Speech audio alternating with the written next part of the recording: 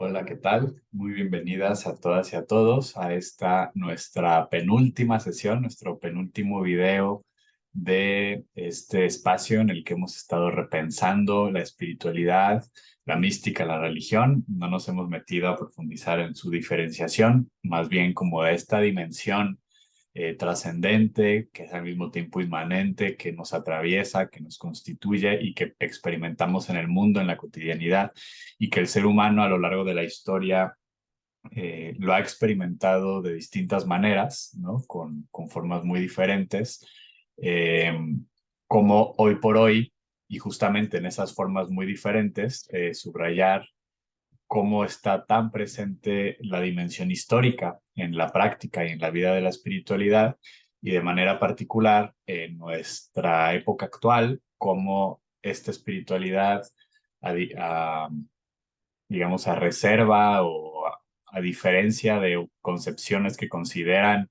que la espiritualidad es algo así como eterna, inmaculada, que nunca cambia, que nunca se transforma, pues más bien queremos poner el dedo en el renglón de las transformaciones que está viviendo actualmente la espiritualidad en dos dimensiones, una, o bueno, en varias. Primero, para entenderla mejor, para entender lo que estamos haciendo, darnos cuenta de que no es, o sea, que ir a un texto o a una enseñanza de hace cientos o miles de años, en nosotras tenemos otra subjetividad, estamos constituidos y constituidas desde otra manera. Nos guste o no nos guste, estemos más o menos inmersos e inmersas en el proceso actual, ¿no? Incluso quienes intentan o intentamos vivir de otra manera y estás en una comunidad o lo que sea, estás siendo permeada por esta realidad, de eso no hay escapatoria, por decirlo en ese sentido. No es una condena, es simplemente pues asumir la realidad y sobre eso poder trabajar, ¿no? Y darnos cuenta de aquello. En ese sentido, hemos ido recorriendo y aquí, pues, permítanme justamente compartir pantalla para irnos a trabajar un poco lo que hemos visto hasta ahora. Bueno, pues como saben, los textos, pues un poco fue compartir un proceso en el que estoy reflexionando sobre esto mismo que hemos estado diciendo. Mm, y bueno, empezamos justamente trabajando con Notas para una ascética contemporánea, después ascética y transformación social, desencarnación en tiempos de consumo y cronofagia virtual, desconectándonos de la conexión espiritual, la atención que nos roban, medicalización de la espiritualidad y espiritualización de la salud. Y hoy vamos a trabajar la psicologización de la espiritualidad, que de cierta manera es una continuación de la anterior, ¿no? De la medicalización, y en ese sentido, lo que les estoy proponiendo, como les decía, no solamente es, como ya subrayé, la comprensión de cómo está operando y cómo va permeando el mundo actual a la espiritualidad, sino también qué podemos hacer para, digamos, discernir estas cuestiones de una manera crítica y darnos cuenta, pues, de ciertas alternativas que tenemos, ¿no? También por esto, todo el asunto de una ascética contemporánea, ¿no? Tomando en cuenta la dimensión actual. Bien, ahorita que ya iniciemos, creo que tengo que hacer este movimiento para que puedan ver bien lo que estoy compartiendo. Bien, ahorita antes de iniciar con nuestro tema de hoy, que es la psicologización de la espiritualidad, quiero hacer unas aclaraciones, porque este texto en particular, de todos los que he escrito dentro de este proyecto, es el que más ha recibido, no tanto adentro del espacio como un comentario en el, en el artículo, sino de, digamos, conversaciones de amigos, de amigas, de colegas, como muchas retroalimentaciones. También muchos otros han tenido eso, pero este particularmente, al ser un tema, por decirles algo, ¿no? Si nos regresamos y hablamos del asunto del consuming y la cronofagia virtual, creo que la mayoría, y lo vimos en las conversaciones que tuvimos en el WhatsApp, pues asumimos los claros oscuros, ¿no? del Zoom, del WhatsApp y de todas las redes sociales, etcétera, ¿no? Asumimos que tienen sus bondades en el sentido de que nos conectan, ¿no? Etcétera, etcétera, pero al mismo tiempo, pues hemos ido asumiendo que pues también nos quitan el contacto humano y demás, y eso de una manera muy superficial. Es decir, o sea, un poco yo les invité a ir un poco más a fondo en la crítica y en el análisis. Eh, la medicalización de la espiritualidad y la espiritualización de la salud también fue algo que discutimos y que fue muy enriquecedor, pero también, digamos, hay muchas críticas, o sea, es muy fácil criticar el sistema de salud, lo estamos viendo, lo tenemos muy presente. Ahora, darnos cuenta de ciertos aspectos de lo que hoy se conoce como la psicología y que en muchos ambientes es muy valorada, muy apreciada y diría yo con justa razón porque, como lo voy a poner aquí, ha traído muchas bondades. Mm, digamos que se puede llegar a sentir como una suerte incluso de ataque, ¿no? Para quienes sean psicólogos y psicólogas. Y quiero pues aclarar y subrayar que no va por ahí. ¿No? Voy a ir, como siempre, desmenuzando un poco el argumento, dejándoles a ustedes que lean directamente el texto y tengamos el espacio ahí en el WhatsApp para dialogar sobre estas temáticas. Lo primero es, como les digo, pues de cierta manera, esto es una continuación del artículo anterior, el de la medicalización de la espiritualidad, porque, bueno, digamos, hay algo que hay que asumir, ¿no? Que hay que asumir, que es la estrecha relación que hay entre la concepción psicológica y médica en la modernidad. Y sobre todo, subrayando también, entonces, es lo que abordo en los siguientes párrafos, pero lo voy a ir adelantando, que así como la medicina moderna, y valga, es tautológico, es un asunto moderno, pero como les decía en el video anterior, eso que podemos irnos para atrás y ver como la medicina griega, por ejemplo, pues en realidad es una cosa radicalmente distinta a la que tenemos hoy en día, ¿no? Hoy tenemos estos grandes instituciones profesionales, ciencia, etcétera, y opera desde una lógica distinta. Yo les ponía el ejemplo de cómo en Aristóteles y en la antigua Grecia, los médicos lo que hacían era tratar de acelerar un proceso natural de armonización y salud, y todavía lo que llamamos la medicina, por ejemplo, china o la ayurveda o la sanación en los pueblos originarios, opera en la misma lógica. Es la asunción de que el cuerpo humano, en conexión con todo el cosmos, con la naturaleza, etcétera, eh, tiende a un estado de equilibrio de manera natural, y cuando hay un desorden causado por cualquier motivo, que es lo que de manera moderna se llama las enfermedades, pero que también la noción de enfermedad tiene una noción patologizante, o sea, como la enfermedad la nombramos como un agente externo, de hecho casi siempre a través de nociones como los virus o los gérmenes que vienen de afuera, que son fuerzas heterónomas que vienen a joderme la vida, perdón por la expresión, pero digamos a contaminarme y hacerme daño. E incluso si es algo propio, por ejemplo, algo degenerativo de herencia, o un cáncer o cosas por el estilo, pues también lo asumimos como un agente externo, ¿no? Algo que me ataca, ¿no? En ese sentido, como les decía, pues está siempre entonces el discurso bélico de la medicina moderna y que es propio, ¿no? Porque eso que llamamos la medicina premoderna, antigua, tanto oriental, africana, de la misma Europa, la misma medicina griega, ¿no? La medicina de los romanos, del pueblo de Israel, que está en la Biblia, los pueblos originarios de América, o sea, todas estas nociones más bien tienen una visión de la salud, que un poco el argumento es que no podemos hablar de salud y enfermedad hasta la modernización de la medicina, por decirlo así, o hasta el invento de la medicina moderna.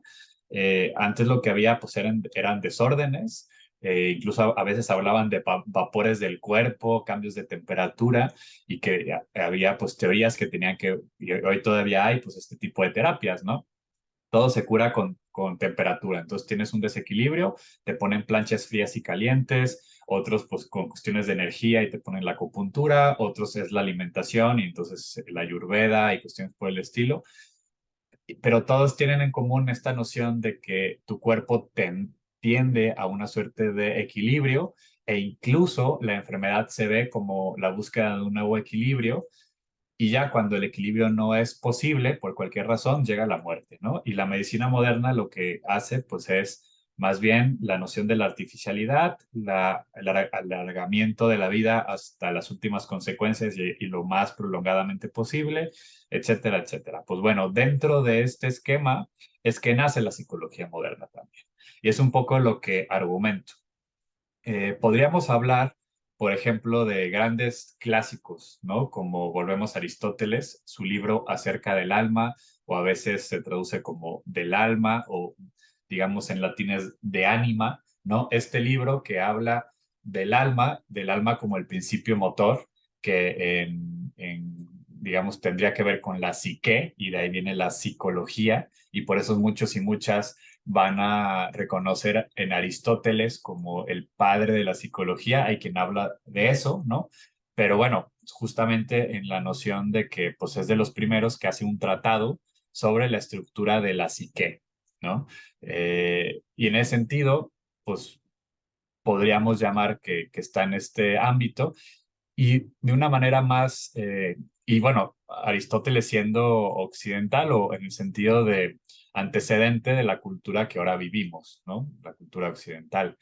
Pero ya después incluso se intenta buscar antecedentes psicológicos, por ejemplo, en la psicología budista, ¿no? Ya hay un libro que se llama justamente Psicología Budista de Chogyam Trungpa. Es un libro que, por ejemplo, ahorita yo estoy en un grupo de estudio estudiando este libro.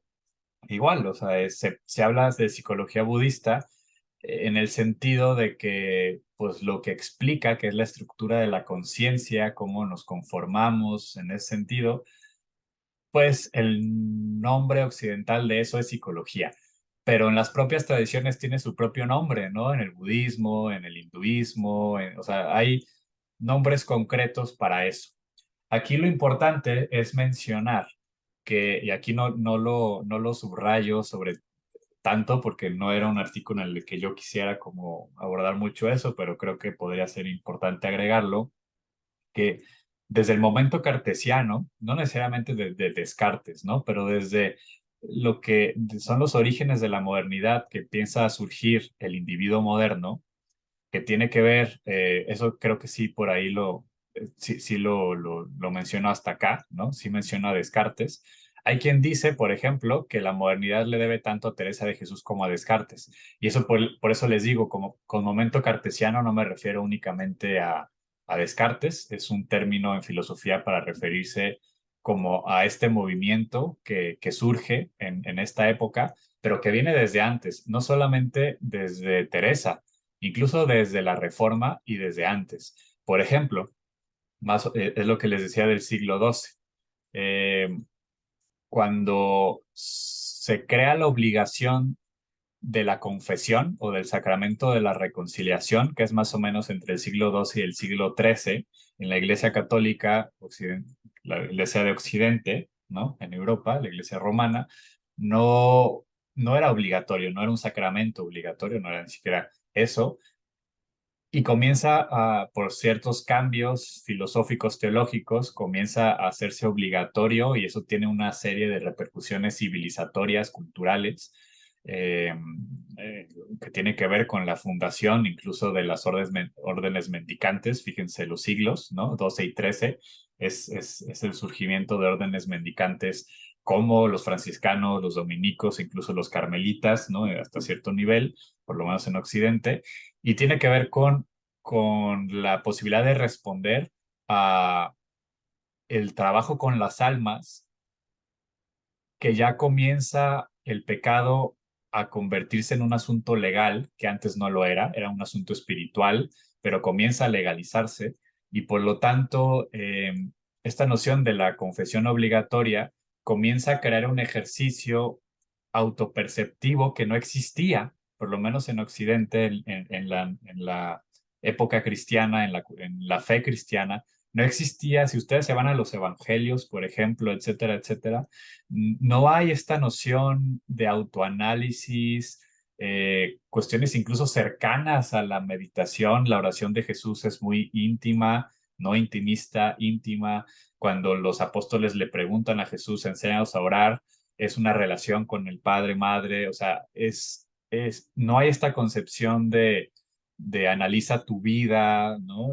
Todas estas cuestiones que ya comienza a ver con este giro de la confesión obligatoria y que por lo tanto se comienza a crear algo que no existía. Y esto es un quiebre porque nos cuesta muchísimo comprenderlo y solamente encuentro un símil con con esta creación de un fuero interno que antes de esta época no existía y que ahora nos parece imposible que ya pensar en su no existencia. O sea, esta posibilidad de ir hacia adentro y analizarme y, por ejemplo, en términos de la confesión, ver mis pecados eh, y anotarlos en un examen de conciencia, revisar mi vida, o sea, todo eso, que es un trabajo, digamos, de corte también psicológico, es un giro que, repito, no existía antes, ¿no? Y esto es algo que nos cuesta mucho comprenderlo, pero un símil puede ser el siguiente, ya que hemos estado hablando del tema del alfabeto, la mente alfabética, oral, cibernética, etcétera, en otras sesiones. Perdón. Eh, Hay un pasaje en el que San Agustín, y San Agustín, para quien no sepa, pues más o menos estamos hablando del siglo quinto, cuarto, o sea, por ahí, ¿no?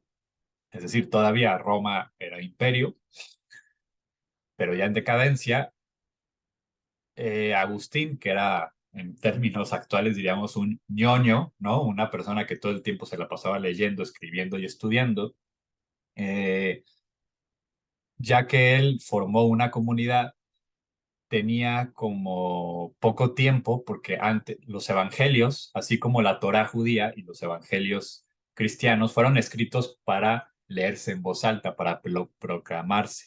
Entonces no había lectura individual, personal de los textos sagrados, así como tampoco de textos patrísticos, por ejemplo, o sea, no había lectura, lo que quiero decir es que no había lectura en voz baja, no existía.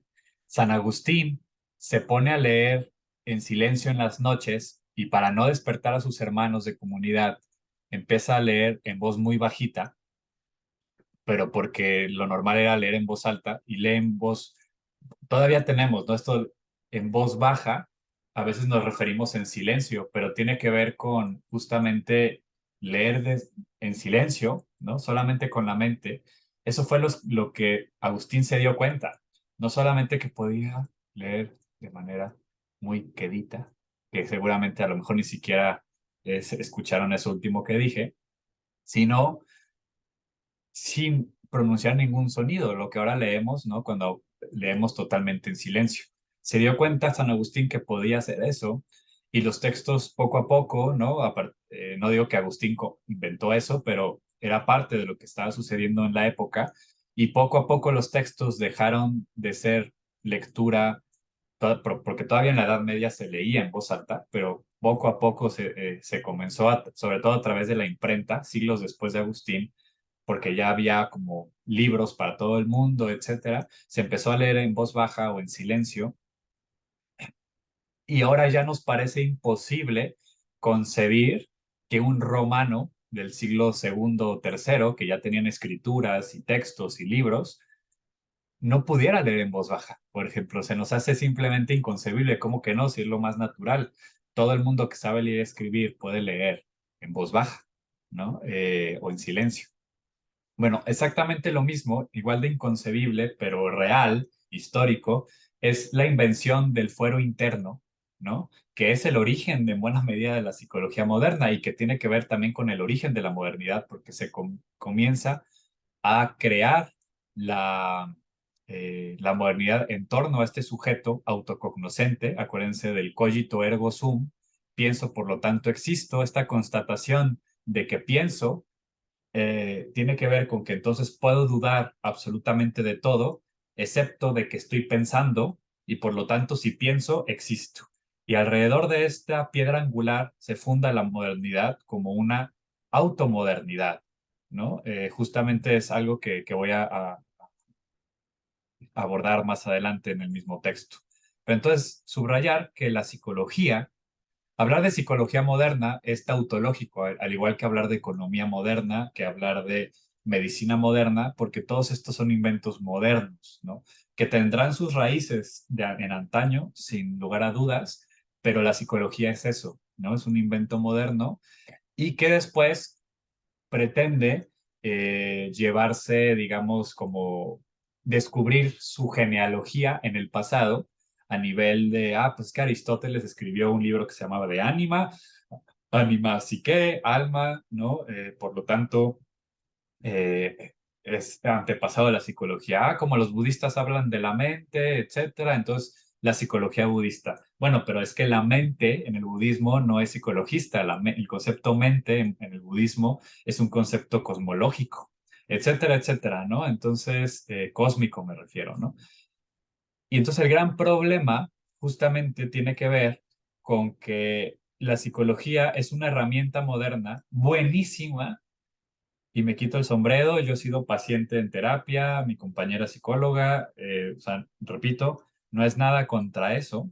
Es asumir que la psicología es un invento moderno para modernos y modernas y por lo tanto tiene sentido dentro de la estructura de la modernidad occidental, al igual que otras nociones como pueden ser los derechos humanos, etcétera, etcétera, que si los quitamos de su contexto cultural son perjudiciales, como la psicología, en otros ambientes. Porque entonces, quien no había sido individualizado, por ejemplo, si se le pasa por una terapia psicológica, que todas son modernas y occidentales, psicoanálisis, logoterapia, el humanismo, la gestal, cognitivo-conductual, transpersonal, todas las grandes corrientes psicológicas, la psicología social, etcétera, son occidentales, ¿no? Y en ese sentido, operan desde este presupuesto y por más que se colectivicen, y que lo menciono a continuación, porque también subrayo las grandes, aquí pongo, ¿no? La psicología como los derechos humanos es un esfuerzo intracultural de los propios modernos por atender las problemáticas creadas por la misma modernidad. En otras palabras, la psicología fue creada por modernos para atender a modernos. De ahí el peligro colonial al intentar psicologizar lo no occidental. La razón es simple. La psicología sirve muy bien para quien ha sido formateado como un individuo, pero para quien todavía no lo ha sido, lo que termina haciendo el tratamiento terapéutico es individualizarlo, tal cual, ¿no? Eh, ya después voy a, como menciono acá, ¿no? Es verdad que en las últimas décadas ha habido una serie de movimientos muy importantes que son revisiones críticas a las psicologías tradicionales y también muchas de ellas sobremedicalizadas, ¿no? De hecho, hay corrientes psicológicas que consideran, que es lo de la psicología clínica y demás, la psicología casi casi su pretensión es llegar a ser una ciencia médica, que en buena medida era parte del objetivo de Freud. O sea, Freud quería con el psicoanálisis crear una ciencia que tratara médicamente a las personas, ¿no? Entonces va por allí.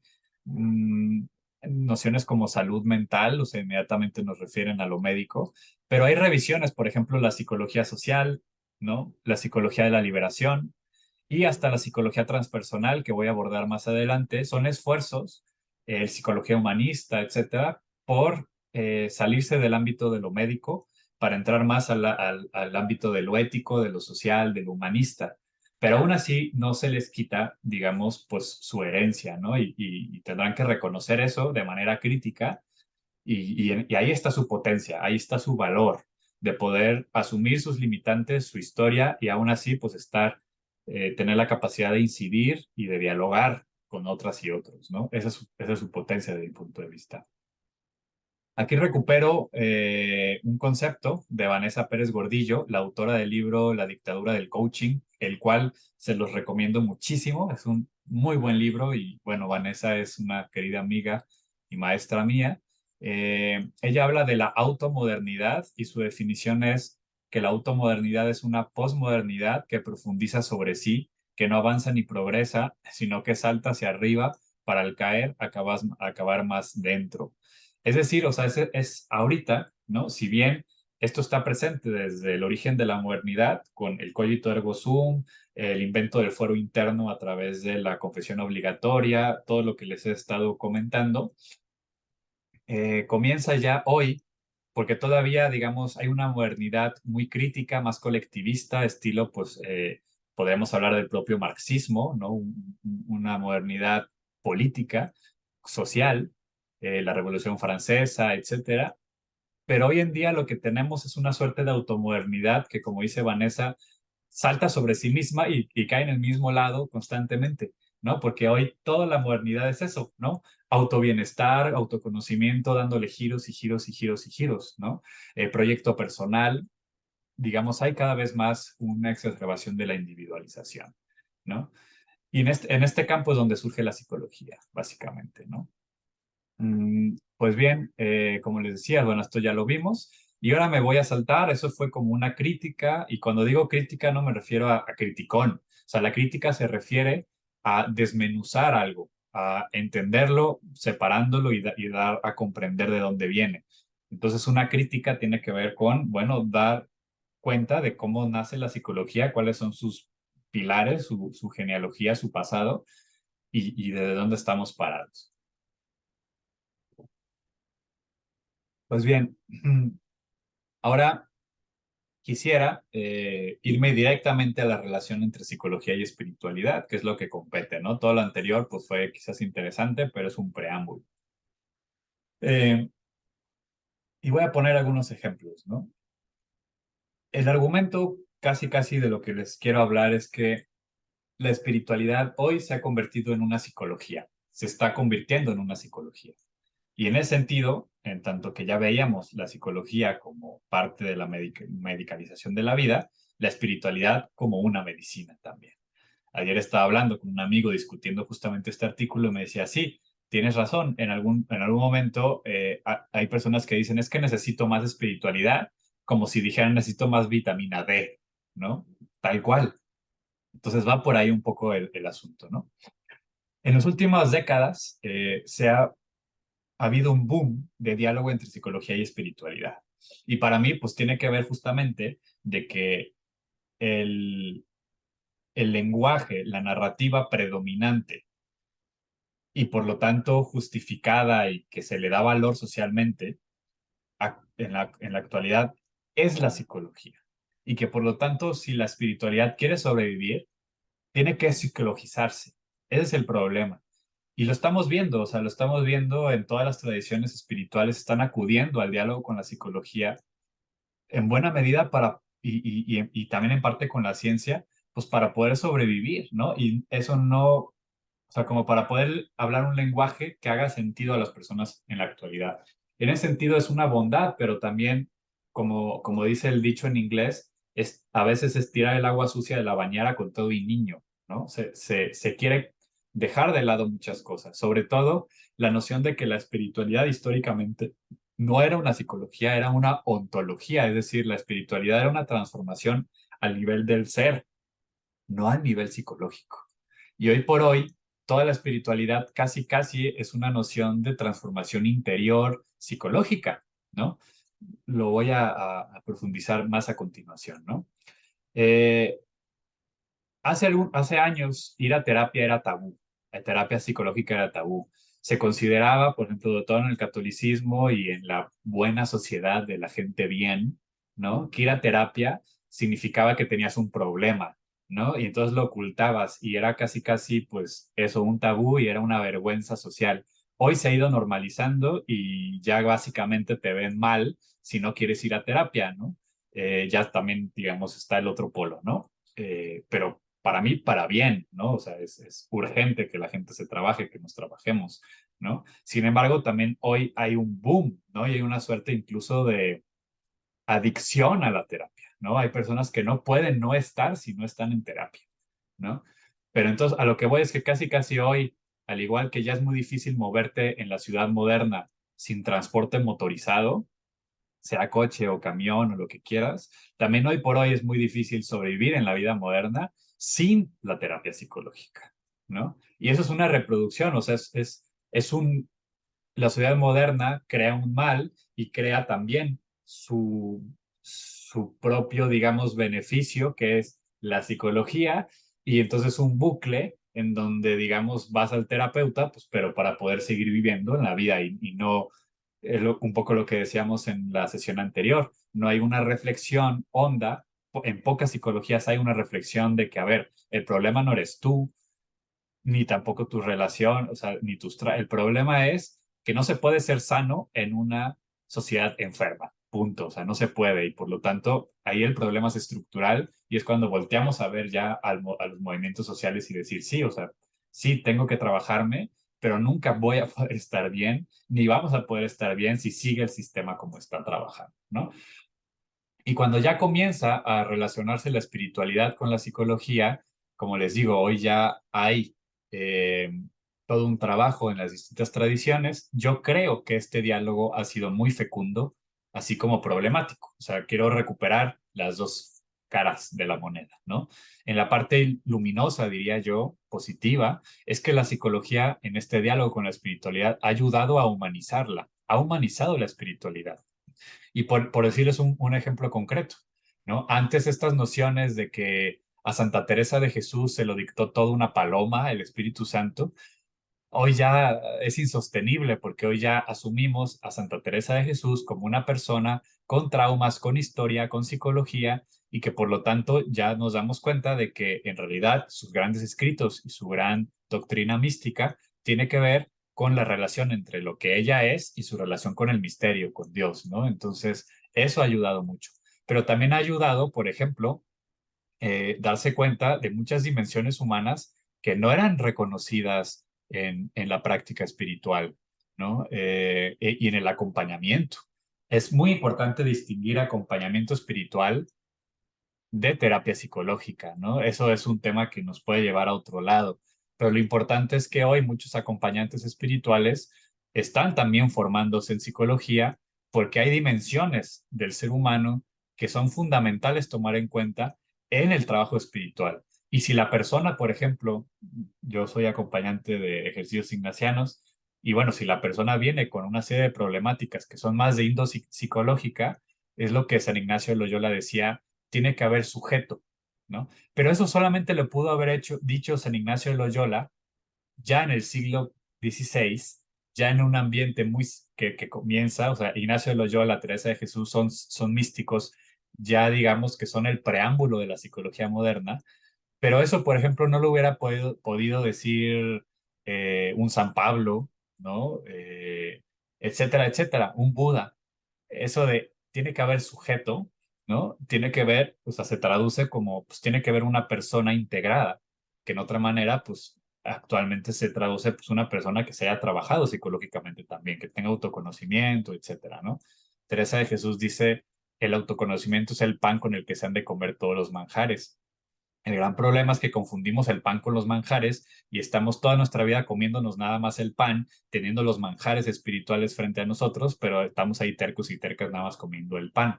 El pan es para acompañar el proceso espiritual, pero no es la confusión con el manjar.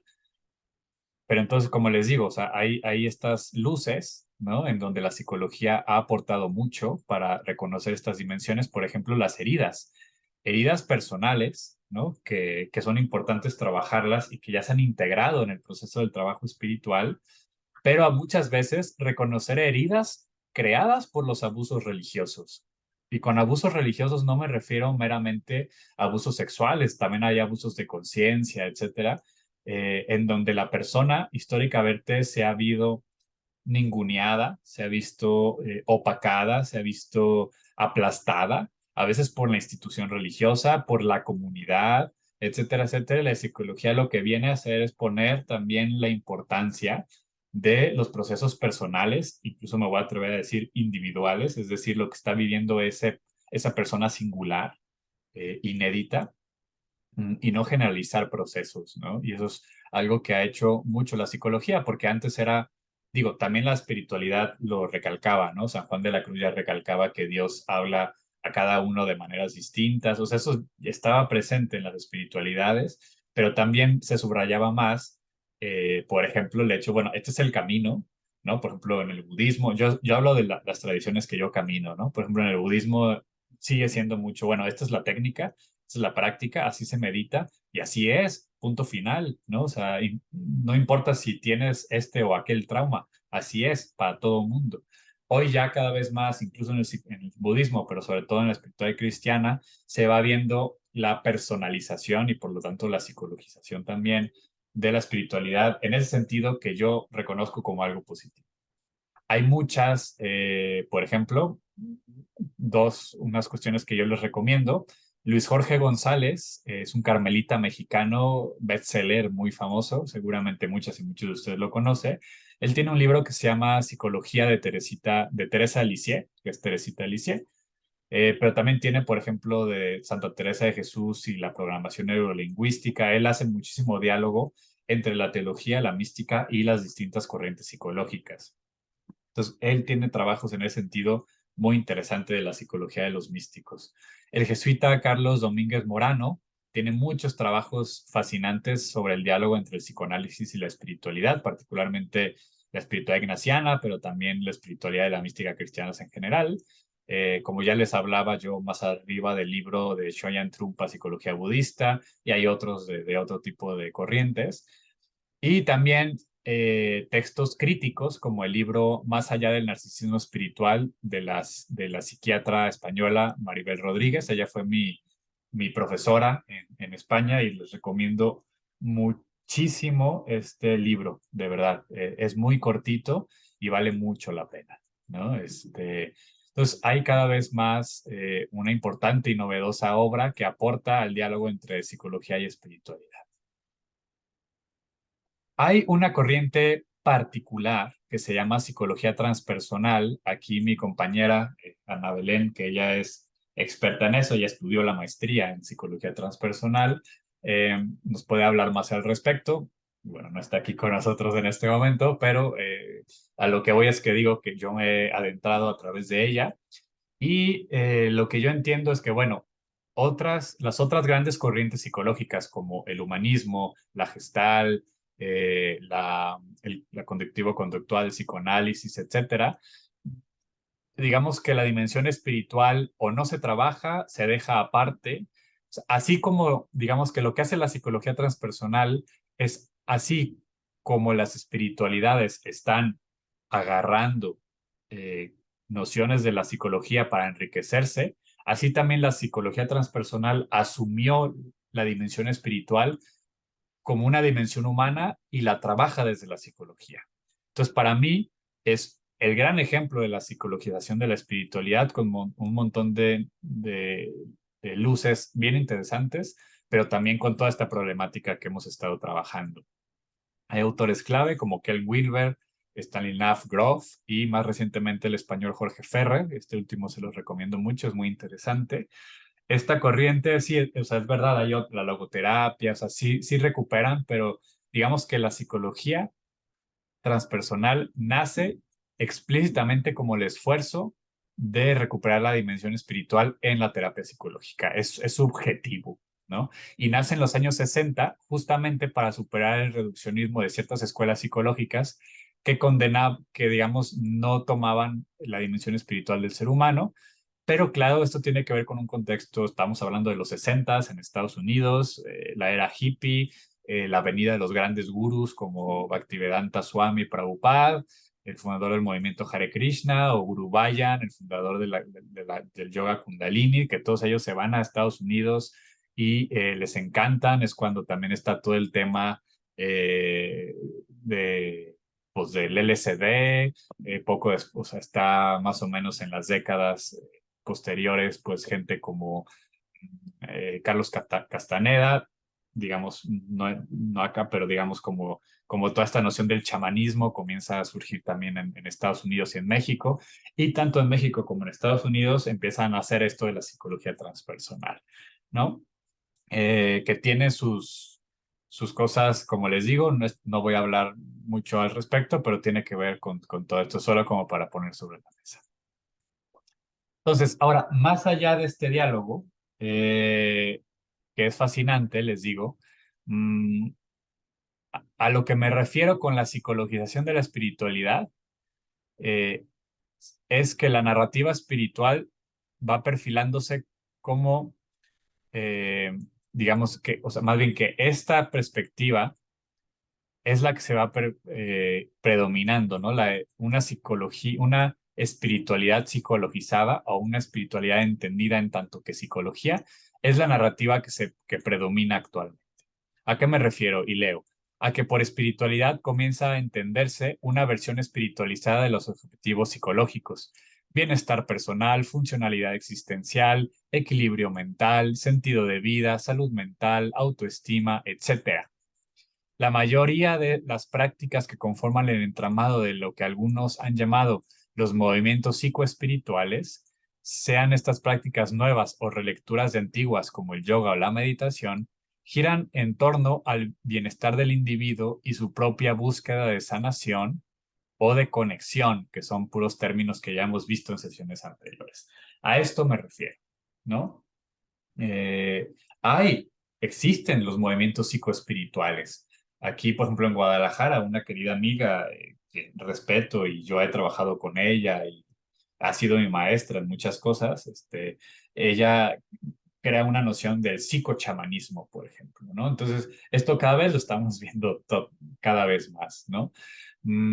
Dos estudiosos, María Albert Rodrigo y Gil Manuel Hernández Martí, definen estos movimientos en los siguientes términos: aquellos en donde se da el reconocimiento de la conexión y unidad entre la psique, el cuerpo y las experiencias tenidas por espirituales, ¿no? Esto dirán, oye, es que eso es buenísimo. Sí, pero también tenemos todo esto otro, ¿no? La psicología de la espiritualidad está principalmente presente, por ejemplo, en movimientos como de la New Age, que tendemos a generalizar, pero que son muy diversos, pero que tienen en común el hecho de que estos movimientos aparentemente muy abiertos ponen en el centro a lo que se llama el self sagrado, el yo sagrado, ¿no? Y por eso la espiritualidad, este tipo de espiritualidades son psicologías, en realidad, psicologías de un yo trascendental, de un yo sagrado, pero al final del día, la psique, y esto es bien interesante, o sea, cómo la psique, que es el ánima, que significa lo que anima, lo que mueve, que es la mente, se ha utilizado en lugar del espíritu, ¿no? Entonces hablamos del alma como lo que transmigra, la transmigración de las almas o que mi alma inmortal, pero en realidad el alma históricamente era más bien la mente, ¿no? Y más bien el espíritu era lo otro, ¿no? Pero pues ahí también tiene que ver con eso, con esta psicologización del lenguaje espiritual. Mm, bien, todo esto se los voy a dejar para que ustedes vayan leyendo. Vayámonos, por ejemplo, a dos experiencias que para mí son muy elocuentes, ¿no? Eh, y que son las tradiciones que yo vivo. En el budismo ya se está comenzando a hablar de lo que se conoce como el Euroyana o el West Yana. En el budismo, para quien no sepa, existen tres grandes vehículos: el Theravada o Hinayana, que es el pequeño vehículo, pero es mejor llamarlo Theravada, que es el budismo un poquito más primitivo, originario, que tiene ciertas características. Ahorita no me voy a poner a explicar eso. Después está el Mahayana o gran vehículo, que también tiene sus connotaciones. Y después el Brahmayana, que tiene que ver con técnicas budistas que ya están muy mezcladas con el Tantra y con cosas chamánicas. Repito, no voy a meterme mucho a eso.